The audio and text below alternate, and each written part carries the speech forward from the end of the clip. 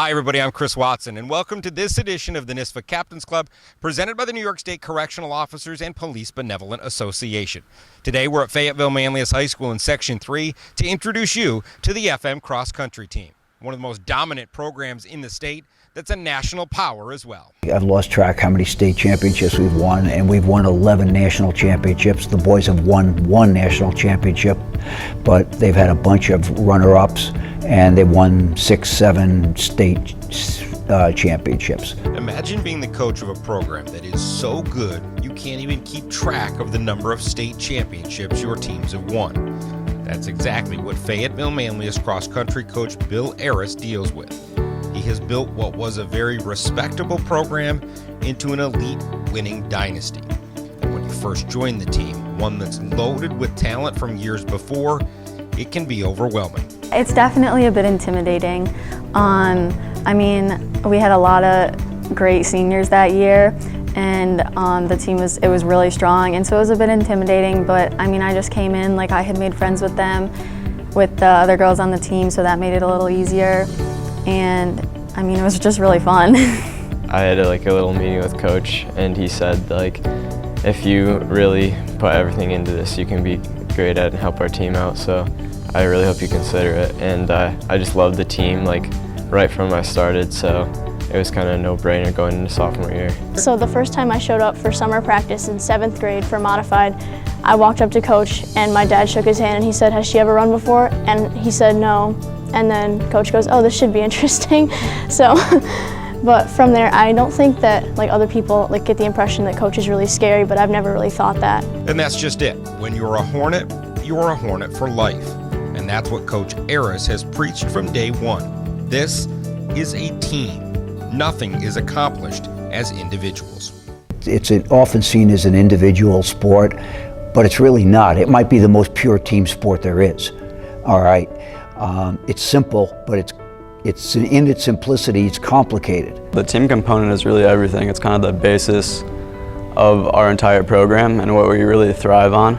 And I think it's even more than that. We're basically a family, and we're so close. We train every day together. We're all, best friends at the end of the day. So I think when you throw away all the individual kind of thoughts and ego and really focus on the team, that also produces individual success. By really not showing separation between the faster people and the not as fast people, no matter what your ability or your speed, everyone is a team and we all support each other. I think that we really focus on the team, because if you're doing hard workouts and hard races and you're just suffering for yourself, then what's the point? It means so much more when you're doing it for other people. I tell the kids we are not a legacy program. Everything we've done up till now has been done 1 year at a time. And in fact, some cases, 1 season at a time. And I've told them, I said, look, as great and noted as our history has been here since 2004 at least, realize this, that was built 1 block at a time. You are here to think about what we do here.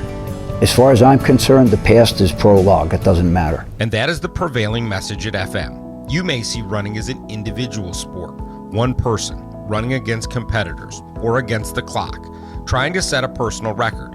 But it's bigger than that. It's running your best for the team. The question comes up all the time, how do they do it? What's the magic workouts and this and that? Well, there aren't any magic workouts. It's simple fundamentals, but the most important thing, the glue, the bond of it all, is the selflessness aspect of putting team ahead of individual. And ironically, by doing that, the kids wind up as individuals having less pressure on themselves, because they tend to run better when they're running for their teammates instead of themselves, and as a result they wind up being better individual runners. And that philosophy has produced unparalleled results. The girls cross country team won 12 straight NYSPHSAA championships from 2006 to 2017, along with 11 Nike national championships, where they compete as a club team not affiliated with the school. The boys program has won 7 NYSPHSAA titles in his time as head coach. And you know who doesn't care about any of those stats? The coach himself. I know there are a lot of coaches out there that caught up on their own win-loss records. I have no idea. I count national championships and state championships. Even there, I'm not good with that. But But I don't have any idea, nor do I care what our win-loss record is. Mine, certainly, I don't care. I think probably one of the drawbacks is because of so much success, it's been assumed. There's an expectation that they're going to win, so maybe it doesn't get glorified as probably it should. It's hard to win state titles.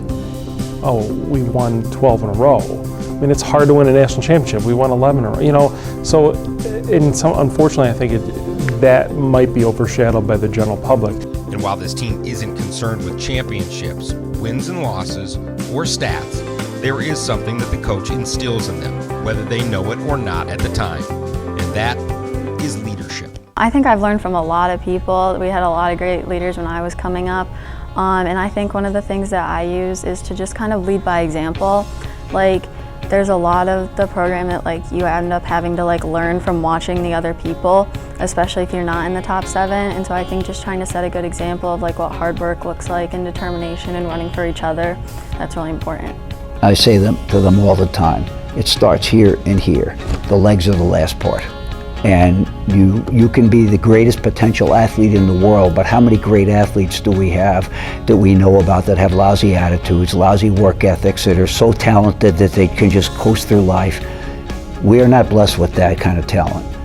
We've got to do it in the old-fashioned way, just work and love what they're doing. You got to be 100% in here, because the amount of work that we do is, it's pretty demanding, and cross country is something you also have to mentally be all in for, because it can get tough at sometimes, and you got to find a way to balance schoolwork and still get enough sleep to wake up at 5 in the morning, go for a run, and then coming back after school and doing more. So it's really demanding, so you got to be 100% in. When you're a part of a team, any team, you know how much the people by your side mean to you, and it's no different at FM.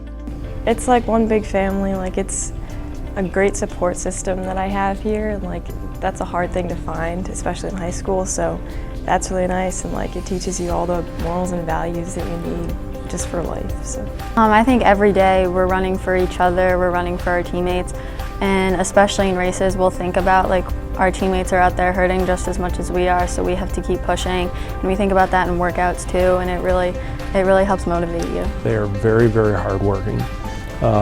They are extremely knowledgeable. All our kids are scholar athletes.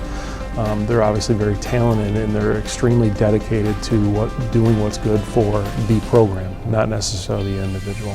Running for Fayetteville-Manlius is a demand on student athletes' time, but Coach knows it's not the most important thing in their lives.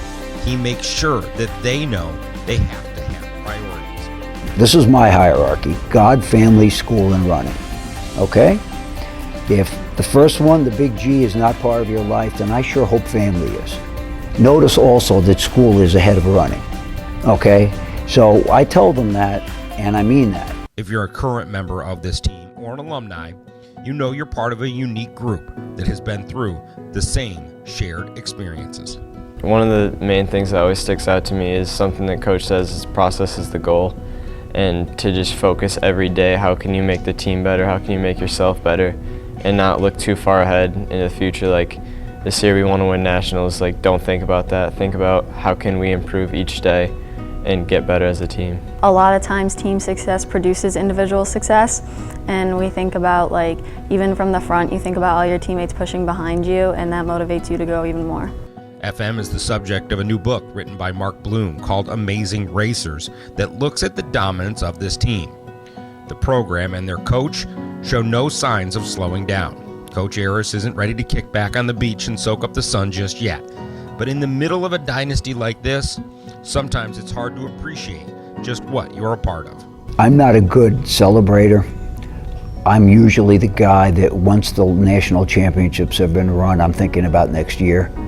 But when we've done something truly special, even if it involves not winning but fulfilling our potential. To see the expressions on kids' faces and the reactions when they win big races, and his pure joy for their excitement is pretty much second to none. He truly cares about each one of his athletes. He treats them like they're his own kids, and it reflects when they do have success. What I remember every year is the jokes, the fun times, the interactions, those kinds of things.